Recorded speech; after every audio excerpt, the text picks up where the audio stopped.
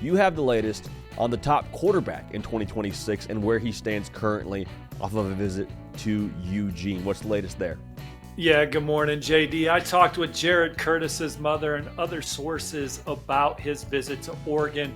Earlier this week, they arrived in Eugene on Saturday and stayed Sunday, Monday, Tuesday before heading to Athens on Wednesday. Oregon continues to make Jared Curtis and his family feel at home. His mom talked about the fellowship they're building with the coaches and the staff. They learned more about the school and the program. Their relationship deepened with Oregon, and she said she walked away feeling good if Jared chose to go there. And I think that's the biggest factor here, right? I think coming into the visit, Jared, I like where Oregon stands with Jared, but getting his family comfortable with the idea of him going a couple time zones away to play his college football is big. They love offensive coordinator Will Stein, the offense, the way the quarterback has been lighting it up under center, just the energy around the Oregon program, just the excitement of conversations with Dan Lanning and Will Stein, the success that they've had on the field. I think those are all things that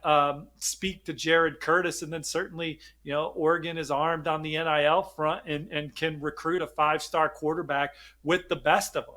But I think if you're Oregon, JD, you wanted to get this done before these visits because now he's at Georgia and he's got a long-standing relationship with Kirby Smart, Mike Bobo, Montgomery Van Gorder. They were one of the first programs to offer him. He's been to campus numerous times. He's been committed to Georgia. He's already been back there. He's been to Oregon 3 times now, I believe. He's been to Georgia at least double that. He's there for a few days this week. Out there on Wednesday, going to spend Thursday, Friday, and Saturday with Georgia. That's a lot of time for them to remind Jared why he loved Georgia the first time around. And we know his family loves Georgia. Proximity to home is better.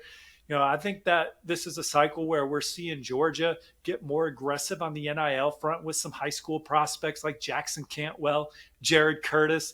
So we'll see how all that adds up coming out of these visits. I think in an ideal world, Jared Curtis would like to make his college decision following this visit to Georgia. He's been to Oregon several times. He's been to Georgia countless times. What more does he need to see? But if these visits continue to cloudy the picture and he doesn't know, he has official visits set to each program in June and could take it into the summer. But I think both programs would like to have him in the fold to help start recruit other blue chippers.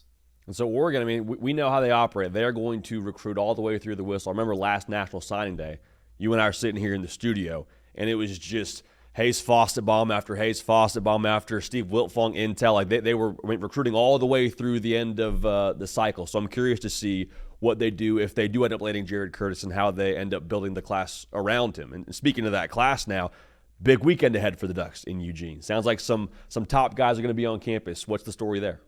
Yeah, Oregon's got the number 2 class in the country. They're kind of in a little bit of a back and forth with USC right now. And Oregon's hosting a few more of their top targets this week, a 5-star week in Eugene. The number 1 linebacker in the country, Tyler Atkinson's going to head out for the first time. He wanted to visit in January, but how the whole country basically got the flu bug. It hit everywhere. It hit Tyler Atkinson.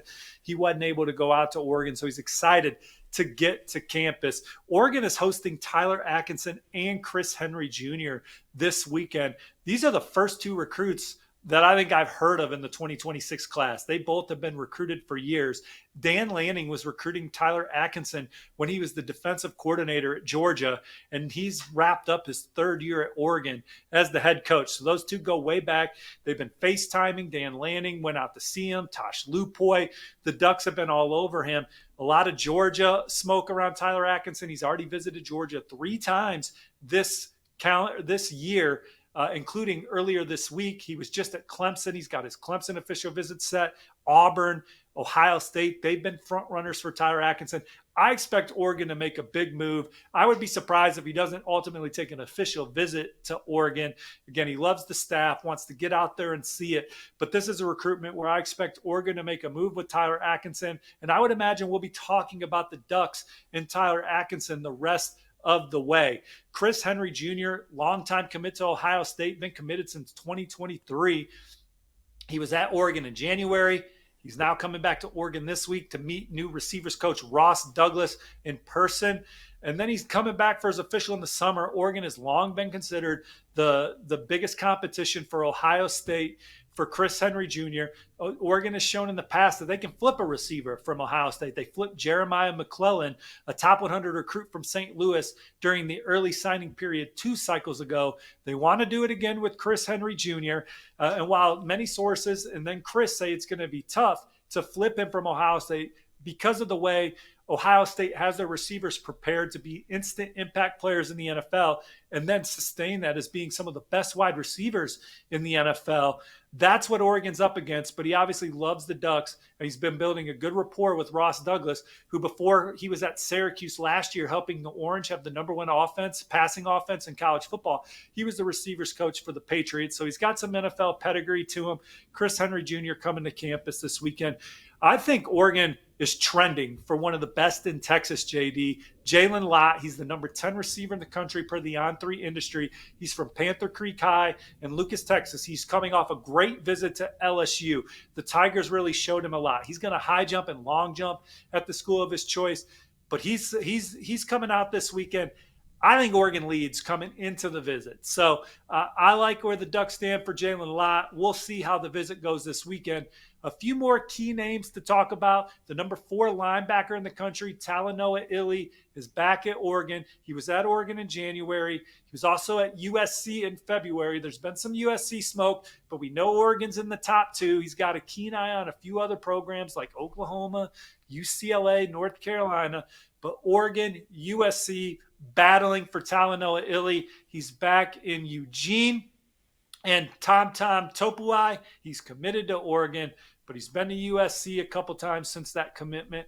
That's a war between those programs. And then the number 1 recruit in Washington, edge rusher Derek Coleman Brusa. He was at Washington this past weekend for what was a monster recruiting weekend for the Huskies.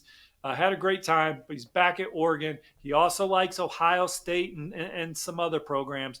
But Oregon's been the On3 RPM favorite for Coleman Brusa. They'll be happy to have him on campus this weekend. This, depending on where Oregon finishes at the end of the cycle, some of the guys on campus this weekend will have a lot to do with if Oregon finishes atop the On3 recruiting rankings or not. Steve, I want to go back to Chris Henry Jr. because you mentioned him, currently an Ohio State commit, has been for a long time. Big picture here, we spoke about it already. Oregon likes to do a lot of their work, it seems like, here towards the end of the cycle. If I'm a Duck fan, how much patience should I have? How much should I be expecting us to go into the flip zone, whether it's Chris Henry Jr. or somewhere else? Is it something where we wait towards, like December-ish, or could we see some of that happen here earlier in the cycle? Well, I think if you're an Oregon fan and you follow recruiting, you don't worry about anything anymore. You know that this staff can close at any time, spring, summer, fall, the end of the cycle. You know that Dan Lanning and his coaching staff, his off-field department led by Marshall Malchow, they got ace recruiters, they got ace NIL people, they have a great strategy, and it's a foundationally built on just meaningful relationships with top recruits. Look, these guys want to know that they're going to go to a place where they're going to get to play in the biggest games, get prepared to play at the highest level, and play for coaches that they have a relationship with. And then you add the NIL component. Oregon is a well-oiled machine on all those fronts. Yes, there might be a handful of recruits that are just going to take the biggest payday, but most of these recruits, they want a great relationship for a staff with a proven track record of development, a place that's going to play in the biggest games, and then that NIL component. Oregon's checking all the boxes. I'm never worried about their class, but it's number 2 in the country right now. And you see the visitor list this weekend. They're in all the right battles. And you know that during the summer and the fall, there's going to be guys, there's going to be blue chippers that we didn't even know Oregon was in the mix for, that they're going to visit campus later, and they're going to be a team to watch. Watch what happens with Tyler Atkinson this weekend. I'd be surprised if Oregon doesn't make their way into this recruitment for the long run following his visit this weekend. Dan Lanning and the Ducks continuing to recruit at an elite clip. Looks like right now, I know it's March, but looking like they are on track to lock up yet another top 10 class under Dan Lanning. So we got the big dogs out there in Eugene. Folks, make sure you are subscribed. Get all the latest here from the On3 Recruits channel, all the intel from Steve Wiltfong, as well as Josh Newberg and the rest of the On3